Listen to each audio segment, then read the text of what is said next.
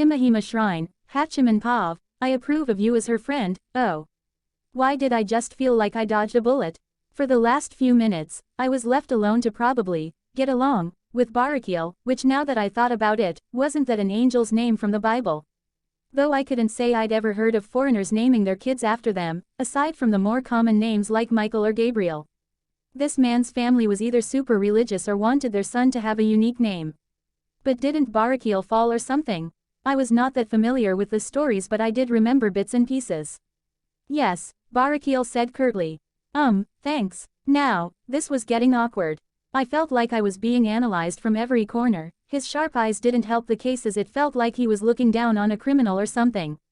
Like, honestly man, I just happened to be a 5-year-old kid. If it was someone else besides me, they would have probably shit their pants and cried for their mommy or something. But not me. Not yet, at least, as my mental barrier kept getting chipped away from all this pressure. I was getting increasingly close to running away from here. Call me a coward, sure, but if it was good enough for Joseph Joestar, it was good enough for me. It is of no issue. Again he gave another curt reply. Oi, weren't you some kind of political figurehead or something? You should really have better conversational skills, or did you expect a freaking child to lead a conversation? Akano and her mother, where the heck were those two? This was way too painful. There is only so much awkwardness I could handle. It would be very nice if one of you would come by and start a simple conversation to ease up the mood. Right now you could cut the tension with a knife. Should I try asking him about his job? No, that would be too weird for a kid my age to ask. Maybe how was life treating him? No, what was I? An old man. Oh, yes, I could probably comment on how pretty this shrine is. No self-respecting adult wouldn't be happy if one was impressed with their hoe. Thank you. What, did he just thank me out of the blue? Give something to work here. What for? I asked with my straight face, not showing any of my turmoil to this confusing man. Ever since we enrolled Akano in school, she had lost most of her vibrant mood. Though she has tried to hide it behind a smile, both my wife and I could see that she did not enjoy her time away from us. The man's shoulders sighed in relief. But as parents, it is our duty to raise our children properly, so it means making some sacrifices. But then one day she came back home with a genuine smile, saying that she met someone interesting. From then on she regained her vibrant smile. Every day she would spend hours talking just about you and nothing else. Akano is different from kids her age. She is special. She is in a way more mature than she seems, to the point that she could never get along with kids her age. Akano's father was staring right into my eyes. But you changed that. Now every morning she is eager to leave for school, all of it thanks to you. Now that was unexpected. I guessed it turned out to be quite natural for kids to hate the instances when they are away from their parents for long periods of time in a day. I never expected this to affect the Himahima family so deeply. Not like I saved their daughter from a tragic accident or something, I just tolerated her presence since she wouldn't leave my side no matter what I said.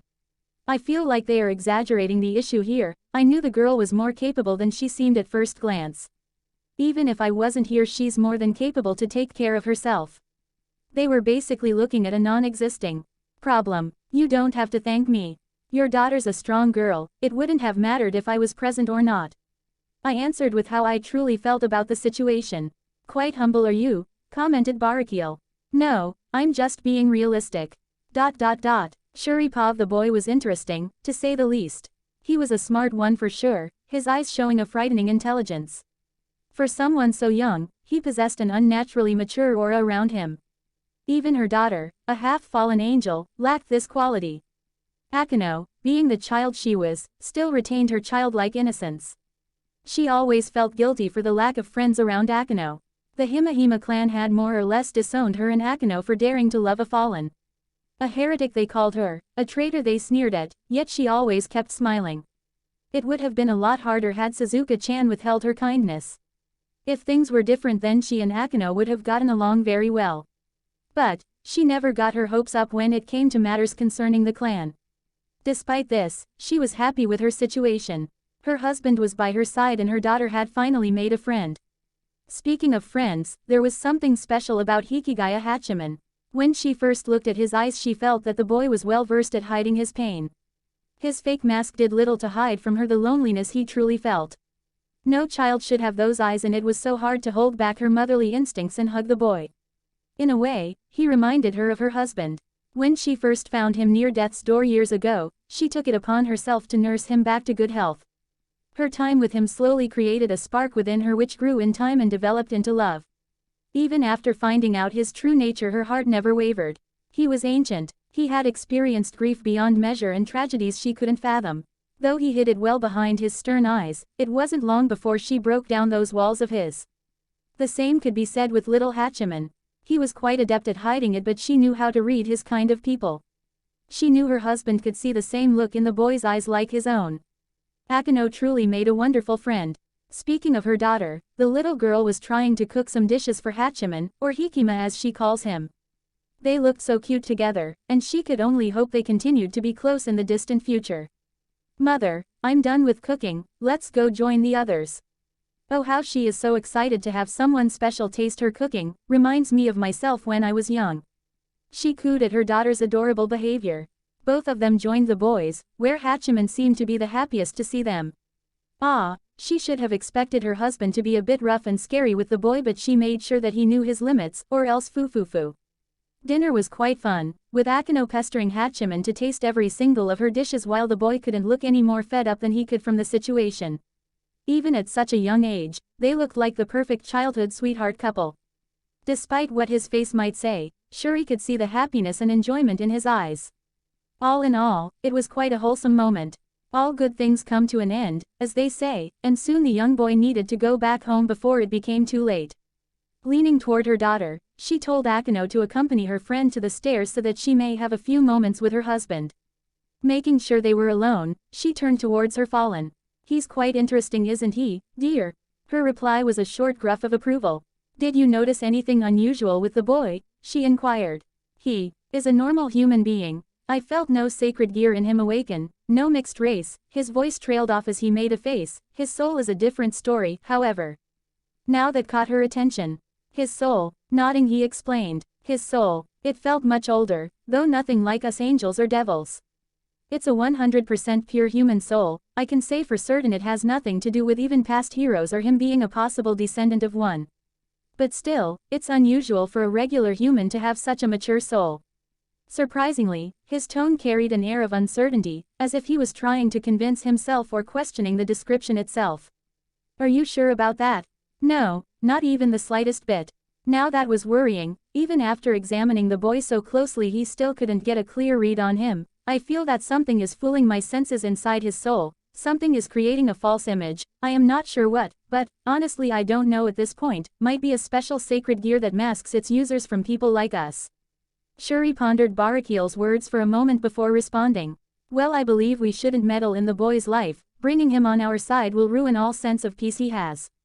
I say we let nature take its course. If the boy was ever in danger, then her family would help him, but for now he needed to live the life of a regular human. I really hope that it is something minor, as tragedy always shadows those born with strength. Break. Hachiman Pav. 4 years later, time sure did flow by in a blink. These were my current thoughts, the thoughts of a 9-year-old, hikigaya Hachiman. Thankfully, my stay in this reality grew more bearable with time. I became increasingly more attached to this reality, but so did my emotions and memories related to my previous life. Unlike some reincarnated protagonists who made peace with themselves before dying of cancer or something, or others having no family or just generally living a shitty life, it wasn't the case for me. Sometimes, I dreamt of waking up on my bed with Kamachi blasting my ears off again. I dreamt of waking in the service club with Yukinoshita and Uegahama tackling another request. This was followed by an annoying Ashiki bursting through the door and ruining my precious sleep. But other times it would be the reverse. That my time in Kuo was nothing but fantasy and fiction, my bonds with Akeno and the others being nothing but a figment of my imagination. My heart was torn between two realities. Guess it's another issue I'll have to check up on later. But another dream caught my attention, very different from what I was used to, but strange nonetheless. I would be sitting on a chair talking with someone. His or her features were never clear enough to discern the person's gender. Looking like a blank figurine. The content of the conversation itself could not be heard, though he still felt, saw, and knew that he was talking about something to this someone. None of the details ever reached him, leaving him with a creepy and unsettling feeling. Hopefully, this doesn't stimulate my dark, chunite side. Well shit, it was too late for that, wasn't it? Hachiman, it's time for bed. I had school tomorrow and I was blessed, or cursed, to have the privilege of picking Akino up along the way. The girl kept getting increasingly more attached to me over the following 4 years. Somehow, she convinced my parents to have me walk with her every morning to school, then have lunch together and even spend our free time together. I knew it was a silly childhood crush, but there was no way I would reject her openly after everything I had been through before. I may be a jerk, but I was not a douchebag. I hoped that her silly crush would slowly fade away as she matured. There was no way she would have been happy with someone like me as her boyfriend in her teenage years. Though we were only 9, I could see the signs of Akino growing up earlier on, and there was no doubt she would become someone popular like Miura was in my past life. And someone like Miura would never want someone like me near them. It was an inevitable reality to come, so I have to best be prepared for it. And with those passing thoughts, I got on my bed, curious to which of the dreams would I have next. Hachiman Pav early morning was one of the worst times of the day for any self-respecting human being. 7:03 a.m., I still had roughly an hour and 30 minutes before school started, and that, one more hour of sleep. Hachiman, wake up, it's time for school. Like a cat having its tail stepped on, my body flew midair for a brief moment before hitting the floor with a loud thud. The floor is not too bad to sleep on. Mom banged on the door, again. If she put any more force in her hits then the handle would break for sure. I said, wake up, you lazy bum. Little Akino-chan will be here soon enough to come pick you up. And there went my sleep, utterly crushed. I could feel a headache coming on. Did the devil create early school hours to feast upon the misery and despair of people like me? Probably. My back, I'm getting too old for this. Say what you want about such thoughts not making sense spoken by a 9-year-old, but let me remind you that I was mentally 26. Therefore, as an adult, mentally, I had every right to be as unreasonable and difficult to deal with as the mighty Karens from overseas. Getting up from the floor, I checked the general situation of my room. Spartan was an apt description, as aside from my hobby of reading light novels I didn't have much in my bedroom. The room itself contained nothing more than a single bed, an office desk, and a small bookshelf for my novels. Why didn't I have other things in my room? Mostly because I couldn't be bothered for the most part, and secondly, nearly everything I knew about manga and anime had a bootleg version of it in this reality as well. Dragon Ball had its version here called Drag So Ball, with the plot being identical. Seriously, some guy up there is messing with me. Getting myself ready with a morning shower and after putting on my school uniform I went downstairs to have breakfast with my parents. As of now I truly thought about them as family. They have done everything in their ability to pamper me with all the love and affection that I had rarely seen with my previous parents. Don't get me wrong, I loved both of my families, but my original wage slave parents could have learned a thing or two from Suichiro and Chiasa. The doorbell rang. I already knew who it was. Oh, that must be Akino-chan. Quickly finish your food, Hachiman. Geez woman, slow down a bit, will you? Besides, I'm done with my breakfast anyway. Grabbing my bag and leaving my house, I waved my hand goodbye at my parents. When I walked outside, I came to face Akino. Calling her Akino now seemed a bit too personal. It was fine when we were kids, but now I'd rather add the san part due to our current age. Yo Himahima-san. I greeted her with the same lazy hand wave from before. Though I expected some sort of negative reaction from her, I didn't expect to have a full-on school bag lightly crash into my face. Oof. Moe. Hachiman-kun, what did I tell you about only calling me by my given name? At least she learned to properly remember my name. Ah, there she goes pouting again. Too bad for her, I have developed the Anti-Akino Cuteness Shield, one of my newest 108 skills, to its max. Be gone, demon, you have no power here. Can't do that, Himahima-san, I said. We're no longer little kids, so I should be more respectful towards you. And I didn't want to have another target behind my back. For you see, the little Akino has grown up a bit too quickly in my opinion, and had the appearance of a 13-year-old teen. Didn't believe me? Yeah, even I had a hard time accepting this fact, and I hang out with her nearly every day. Akino's hair grew down to her back, her violet eyes became more intense, having a more magical aspect to them, and she even had small breasts. Already growing, from her voice to her height. Which she already surpasses me, and for which I'm totally not jealous, nope, not one bit. It all changed drastically. Like seriously, what the heck is up with her family genes? I want some of that too. God, if you're listening, get me out of this childish body. It shouldn't be a surprise that she already started attracting the attention of the opposite gender from various ages. A bunch of creeps if you were to ask me. To make things worse, her sticking to me constantly like glue already garnered a lot of glares and even hate-filled eyes. Stupid hormonal kids who can't think with their brains. Now that I thought about it, didn't the concept of being followed by a beauty kinda mirror Hayama's style in a sense? I banished the thought as quickly as it came. I'd rather be buried 6 feet under than become an edgy version of that fake Ryuju. But there was some truth to it, as I can't even call myself a loner right now. Hikima, you meanie. Ah, that cursed name. She always brought it back to annoy me, especially around crowds of people as a sign of affection. If you won't call me Akino, you leave me no choice. She started, her voice growing increasingly huskier. Looks like I'll have to. Akino's voice was now downright sinful. Punish you tilde, all the while she was invading my personal space, wrapping around my right arm and pushing herself against it. I had a chill run up my spine followed by goosebumps. Wah nope, nope, nope. My Haruno, soon to be renamed Akino, danger sensors were off the charts. That tone of voice should never be used, or even possible for that matter, by a young girl in any instance. That coupled with her current body made me feel like I'd sinned just by being near her. I swear there is a hidden PSIA agent somewhere keeping tabs on me. This girl, who used to be an angel whom the likes of Tatsuka would feel challenged by, was slowly descending to become something dangerous. Must be her dusty old man's fault. That guy surely has had some porn mags hidden somewhere only to have his daughter discover them or something. Yeah, porn magazines were still a thing in this reality. Despite having access to the internet and saving everything on the cloud, people still buy physical copies, amateurs. I hope no one came to see my browsing history before coming to this world. Fine, how was your day? Akino saw. She squeezed my arm closer to her chest. Chan. I squeaked out. Seriously, this girl is way too dangerous already. I better step up my game or else. Trying to regain my personal space, I only came to a stop after noticing her iron grip on my forearm. Hachiman, will you stop by the shrine later on? She asked me. It was not completely unexpected. Many times in the past she had invited me over.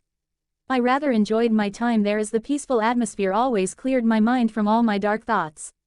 Shuri-san was very welcoming, always preparing tea or snacks for myself and Akino-chan. Her father, Barakil-san, was complicated. I knew he was hiding something. The man never felt normal, like he was holding some deeply hidden secret.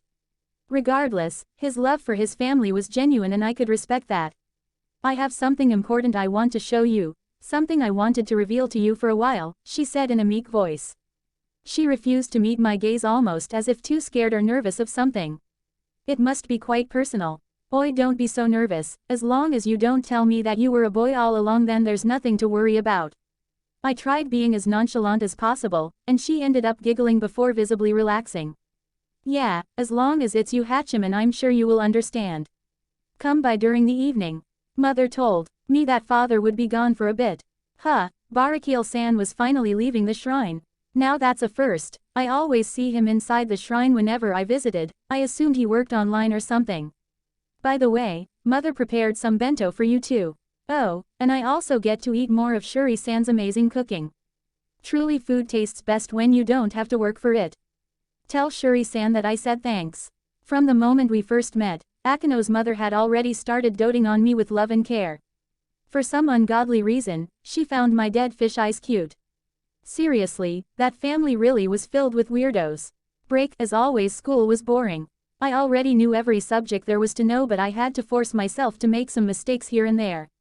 I never tried occupying the top of my class for long, as I purposely would go for second or third and then back to first. I kept the appearance of a hard-working, intelligent boy, but in no way could someone consider me a genius. During my time at school, you could say I'd made acquaintances. The boys already hated me, so most of my contacts were girls, and I knew exactly what you were thinking, but I swear that I was not a stupid anime protagonist. Murayama and Katase were some of the kids I knew who treated me normally. At first, they mostly tried to approach me so that they could get closer to Akino. Of course, I didn't give them any attention aside from a few quotes and jabs that went above their still innocent minds. I never tried nor cared about befriending them in the slightest. They were just your typical girls who already want to form their own clique. But somehow their attitude changed somewhere along the lines, as now they just spend their free time talking about random stuff while sitting near my desk, much to my annoyance. Can't you guys see when a guy puts a book to his face it generally means that he wants to be left alone? Hikigaya, you really should do something about your hair, it looks ugly when you don't comb it. The pinkett said, her brunette friend nodding along, yeah, a nice hairstyle would totally suit you. Try combing it backward, it will go well with your scary eyes. Look at Minato-kun and Tendo-kun, they look so handsome. This turned out to be another form of torture, if I didn't shut them up somehow, they wouldn't stop. Don't put me on their level. I don't care about looking interesting. I am just self-conscious. There, got it, now shoo, I wanted to finish this book before school ended. Wow, Hikigaya-kun you sound like an old man sometimes but you should really try something or else you won't have any friends, advised Katase. Why would I need other friends when I already have you guys? Who, admittedly, were already big enough pains in the back. I was a loner for God's sake, not a normie. Now shoo, being alone is a heavenly experience and I wished to return to it. Now they grew silent, finally. Blessed silence. Geez Hikigaya-kun, you truly are an idiot, said a red-faced Murayama, probably out of anger. Yeah, like I haven't heard 1,000 times already. I better pack up. Traveling to the shrine does take a while. I messed up. Riding my bicycle along the mountain path made me hit a random sharp stone on the road and now my tires and dead. Now I had to resort to walking all the way while lugging my bike. I may have improved physically but this was still a very tiring activity for anyone unless you were an Olympic athlete in the making like Akano. I hope she wouldn't get mad at my lateness. The sun had already gone down and the night was soon to follow. Weird. Though this path was a bit far from the mainland of Kuo it was still close enough for people to visit and walk around the peaceful setting. But today I couldn't see anyone present. What was that? Out of nowhere I suddenly felt like I passed through a thin layer of water or something. Looking back I didn't notice anything unusual. Maybe it was the wind. All of a sudden this place went from peaceful to creepy. I don't want to stay another moment here. Something felt terribly wrong right now. I overlooked the fact that my legs were burning from the pain of walking for so long but this horrible feeling in my guts just kept getting worse. I had to make sure they were all right. It was when I was close to the stairs leading to the shrine that I noticed it. A red and gray haze, settling over the horizon. Smoke and fire. No. BZ no. BZT no. No no no no no no no no no. AKENO. Shuri-san. I ran using every ounce of strength my body could muster, the sounds of fire crackling and shouting getting louder and louder. In the distance I noticed a group of people holding torches, spears, and swords. Were these the ones who caused all of this? I could not allow them to see me, so finding a nearby big tree, I hid behind and listened closely to their conversation. Where did the traitor bitch and her demon spawn run off to? Shouted one of the people who held a long spear. We're still searching for them, sir. The clan has dispatched our trackers to locate them as soon as possible. Sir, one of our scouts found traces of blood leading into the woods. Then they must have run off there, find them and kill them. With a loud shout, the group's leader brought his men to the woods leaving behind an unseen Hachiman. I had to find those two before these animals do. My knees were quivering from fear, exhaustion, and rage. I used every ounce of the memories I had of these woods to guess the safest place they would have run off to. The west side of the shrine leads to the mountainous region of these lands. It's quite easy to get lost there as I have nearly done so before. It should be the best place to shake off any pursuers. Just hold on a bit more you two, I'll get you both out of here. I ran through the forest, making sure to avoid any of those criminals. Fortunately, a full moon was present making my view of the place much clearer. Who were they? Why was this happening? Why would they target Akano and her family? As I approached the area I soon heard some faint sobbing near me. Akano. It had to be her. I did not shout her name, fearing some of those people would hear me. I carefully followed the sound till I found a scene that would haunt me for life. A blood-soaked Akano, her face filled with despair, holding a heavily injured Shuri who was bleeding from a stab wound on her thigh.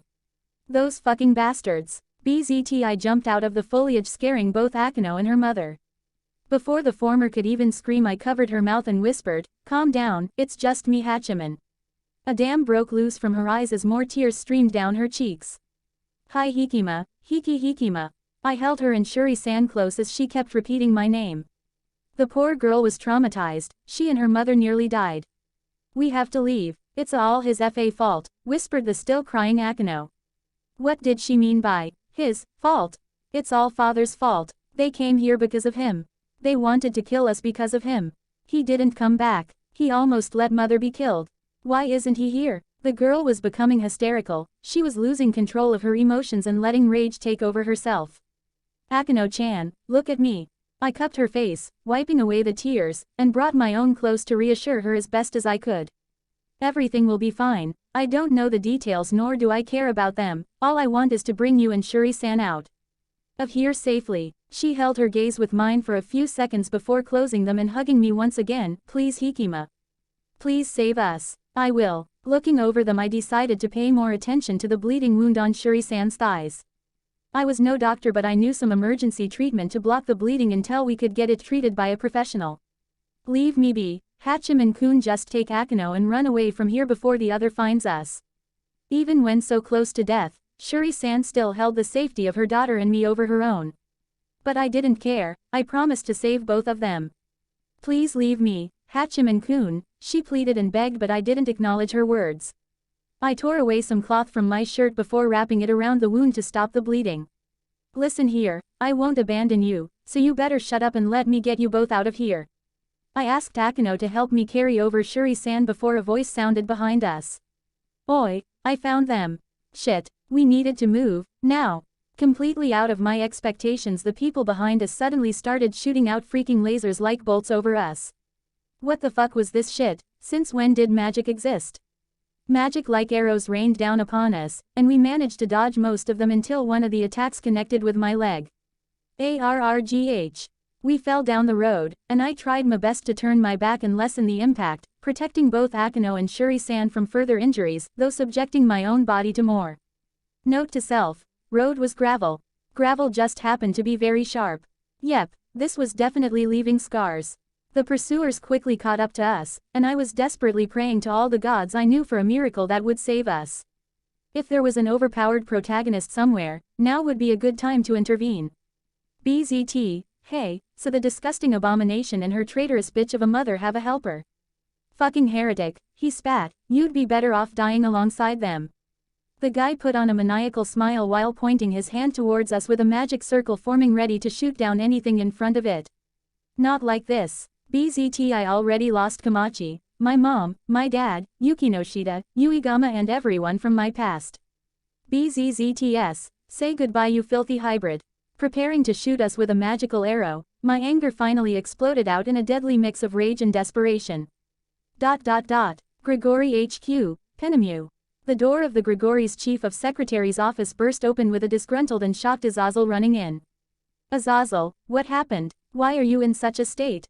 Penamu had never seen Azazel in such a state aside during the Great War, so she feared something catastrophic had happened.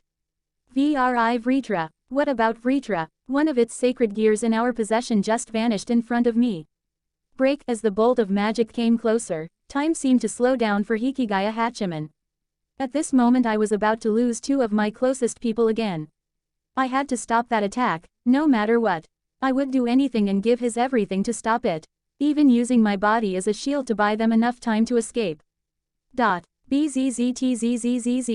The static sound overwhelmed me, a burning sensation came from my upper chest area. You will not fucking kill them, you bastards. Vitra delete field.